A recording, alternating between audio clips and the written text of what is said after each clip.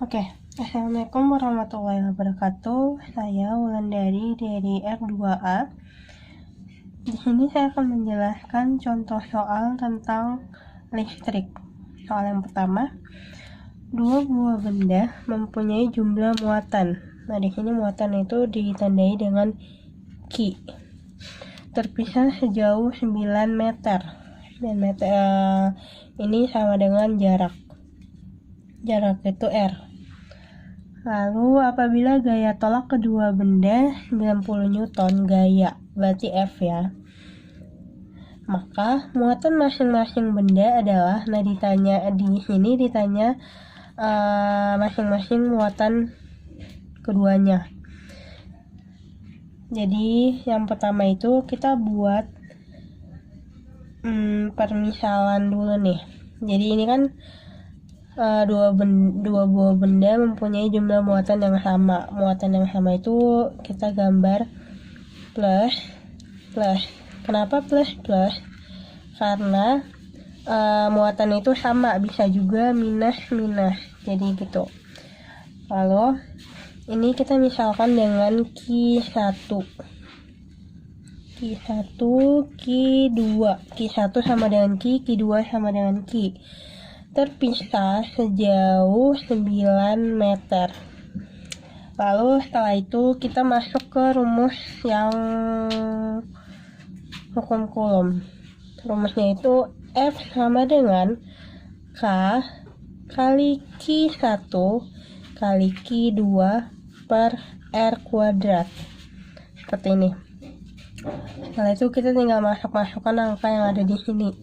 Jadi kalau F itu kan 90, lalu K itu kan yang K sama dengan 9 kali 10 pangkat 9. Jadi 9 kali 10 pangkat 9 dikali Q1, Q2. Q1 kan tadi sama dengan Q, Q2 juga sama dengan Q. Berarti Q kali Q kan Q kuadrat. Terpisah sejauh R kuadrat. R tadi kan 9 meter, jadi 9 kali 9. Ini coret. Jadi Q kuadrat sama dengan 9 dikali 90 itu 810 per 10 pangkat 9. Lalu Q kuadrat sama dengan 810 dikali 10 pangkat minus 9. Kenapa minus? Karena di sini kan pangkatnya di bawah ya. Jadi kalau naik ke atas jadi minus. Tuh. Ini masih bisa Q kuadrat sama dengan 81 dikali 10 pangkat minus 8. Ini kan masih kuadrat. Kita cari Q1 Q2 nya, berarti Q sama dengan akar dari 81 kali 10 pangkat minus 8. 81 kali 10 pangkat minus 8. Oke. Berarti Q sama dengan 8 akar dari 81 itu kan 9. 10 pangkat minus 8 akarnya itu kali 10 pangkat minus 4. Seperti itu. Ini Coulomb. Jadi kalau misalnya kita mau ubah ke mikrocoulomb, 1 Coulomb itu kan sama dengan 10 pangkat 6 mikrocoulomb. Seperti itu. Jadi kalau misalkan mau ubah ke mikrocoulomb itu jadi Q sama dengan 9 kali 10 pangkat minus 4 kali 10 pangkat 6 mikrocoulomb. Seperti itu. Lalu Q sama dengan 9 kali 10 pangkat 2 ya, mikrocoulomb. Ini udah bisa disebut jawaban, cuman bisa lagi jadi 900 mikrocoulomb. Oke, seperti ini. Sebenarnya di sini itu udah menjadi jawaban kalau misalkan di soal itu mintanya coulomb, tapi kalau misalkan mintanya mikrocoulomb, jalannya seperti ini, 900 mikrocoulomb. Oke. Oke, kita lanjut ke contoh soal yang kedua. Perhatikan rangkaian di bawah ini. Rangkaian ini ditanyanya besarnya muatan pada kapasitor C5. Nah, kapasitor C5 itu yang di sini. Oke. Jadi, langkah pertama dari penyelesaian soal ini itu kita harus cari seluruh muatan yang ada pada rangkaian ini. Muatannya itu yang ini. Jadi yang pertama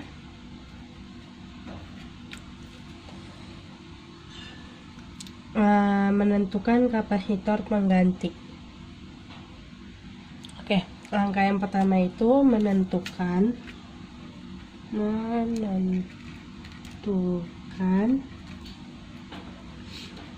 kapasitor pengganti. Oke. Jadi kita harus selesaikan rangkaian ini sama rangkaian ini. Jadi yang pertama kita serikan dulu ini. Setelah itu dapat ini seri, lalu paralelkan, baru diserikan lagi seperti itu. Jadi kita selesaikan dulu yang rangkaian ini. C2 dan C3.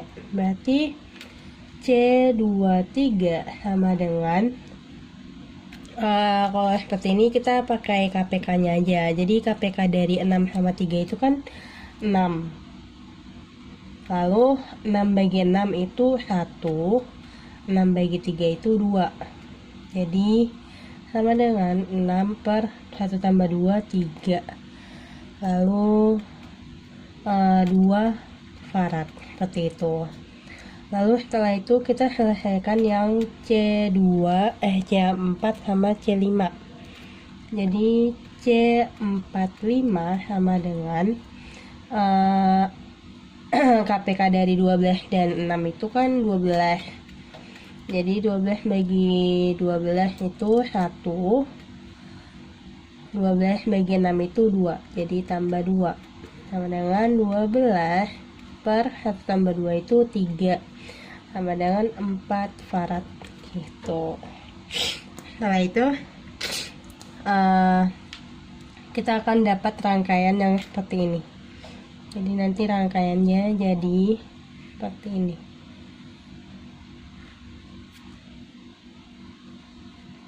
Oke.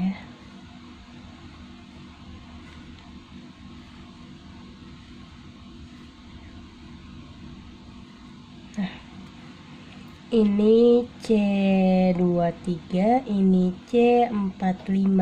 C23 itu 2 farad, C45 itu 4 farad. Ini C1. C1 sama dengan 6 farad. Ini 12 volt. Oke. Setelah itu kita selesaikan yang ini. Ini kan bentuknya paralel. Jadi kita tinggal tambahkan aja nih. CP sama dengan 2 tambah 4. Oke, 2 tambah 4 itu 6 farad. Nah, gambarnya juga nanti berubah jadi seperti ini karena dia udah selesaikan. Oke, nah gambarnya akan berubah seperti ini. Nah, jadi ini C1 itu 6 farad, ini CP sama dengan 6 farad. Oke. Nah, di sini kita udah dapatkan semua kapasitor penggantinya.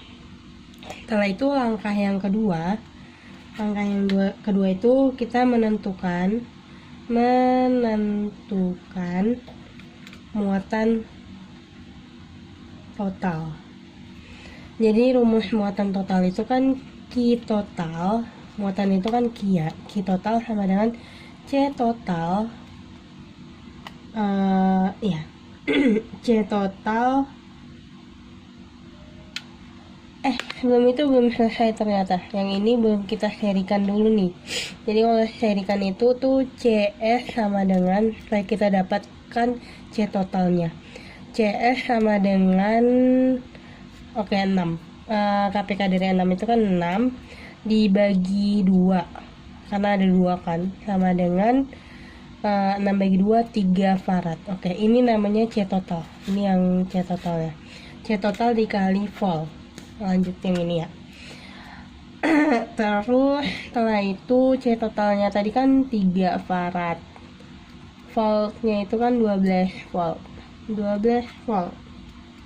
Itu 3 kali 12 itu dapatnya 36 kolom.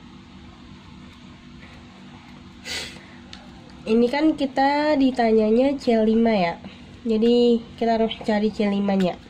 Tapi setelah kita bagikan dulu dengan rangkaian yang paling sederhana dari rangkaian ini. Jadi rangkaian yang paling sederhana kan ini ya. Oke. Setelah kita dapat Q totalnya ini, kita bagikan dengan rangkaian yang paling sederhana. Jadi rangkaian yang terakhir kita rangkai yang ini berarti ya. Karena ini muatannya sama, jadi karena ini kapasitornya sama, jadi ini yang ini sama dengan Q sama dengan 36 dan ini juga Q sama dengan 36. Seperti itu. Lalu yang ini kita selesaikan yang ini. Yang ini udah kan ya. Kita selesaikan yang ini. Katanya kita ngambil yang ini aja dah. Nah, untuk ngambil yang ini itu, lalu setelah itu kita udah dapat Q ini sama Q ini. Sekarang kita cari Q yang ini ya. Cara cari Q yang ini itu kita gunakan rumus sama seperti ini, cuman bedanya Q sama dengan C kali V. C nya itu kan kita mau cari yang ini nih, karena C5 itu ada di sini, di rangkaian C45. Jadi C nya itu pakai yang 4. Kalau V nya itu kan ini rangkaian ini kan 12 volt ya. Nah, dari sini aja tuh kita udah bisa nentuin ini 6 volt. Ini 6 volt dan ini juga 6 volt. Jadi kita pakai yang ini sama 6 volt. 6 volt yang ini. Kali 6 sama dengan 24 kolom. Oke, seperti itu. Jadi kita udah dapatkan yang ini kan. Nah, setelah itu Q4 nya itu ini sama dengan Q5 sama dengan Q-nya ini. Q-nya ini tadi kan 24, berarti Q5 juga 24, Q4 juga 24 kolom. Oke, dapatnya 24 kolom. Oke, kita lanjut ke soal nomor 3. Ini soal terakhir juga ya. Soalnya itu perhatikan rangkaian berikut. Rangkaian ini ya. Kuat yang ditanya itu kuat arus yang mengalir pada hambatan 8 ohm. Nah, hambatan 8 ohm ini yang ini. Oke, penyelesaiannya jawab. Oke, di sini itu dari gambar rangkaiannya aja ini nih kita udah tahu ini kalau ini listrik yang menggunakan loop. Jadi kita buat loopnya dulu ya. Cara pembuatan loopnya itu kita bedakan dulu mana loop 1 mana loop 2. Rangkaian loop itu seperti ini. Ini loop 1, kalau yang ini seperti ini. Ini loop 2. Oke. Setelah itu jadi karena ini ke sini kan arahnya jadi begini ya. Ini ke sini, ini ke sini, ini ke sini. Ini jadi I1. Lalu kalau ini kan ke atas ini ya. Ini ke sini, ini ke sini, ini ke sini, ini I2 dan ini pasti I3. Oke. Setelah itu kita buat persamaannya dulu ya. Jadi persamaan yang pertama itu kan I3. I3 itu kan pasti I3 sama dengan I1 tambah I2. Kenapa? Karena ini ke sini kan hasilnya I3 ya. Jadi I3 itu I1 tambah I2 gitu. Setelah itu kita penyelesaian pada loop pertama dulu.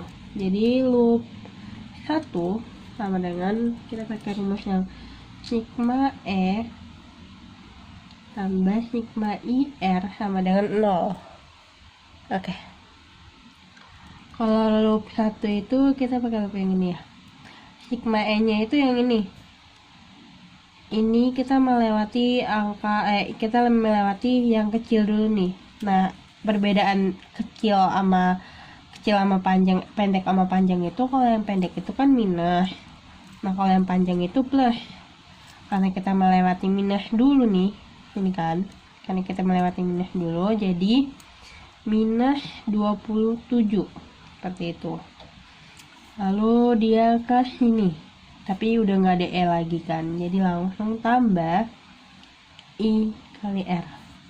Kita melewati ini I2 ya, kita melewati I2, jadi I2 itu kan I2 kali R2 tentunya, tambah, lalu setelah itu ke sini I3 kali R3 sama dengan 0. Minus 27 tambah I2 itu I2 tetap, R2 itu 6, berarti 6 I2 tambah I3 itu R3 itu 88, I3 sama dengan 0. Ini bisa pindah ruas, berarti 6 I2 tambah 8 I3 sama dengan 27. Karena ini pindah ruas jadi plus. Seperti itu. Ini kita sebut persamaan 1. Oke, seperti itu. Lalu yang berikutnya kita selesaikan yang di loop 2. Jadi loop 2. Loop 2 rumusnya sama seperti ini, karena ini rumus penyelesaian untuk loop. Oke. Kita perhatikan E-nya itu sama kita melewati minus duluan nih.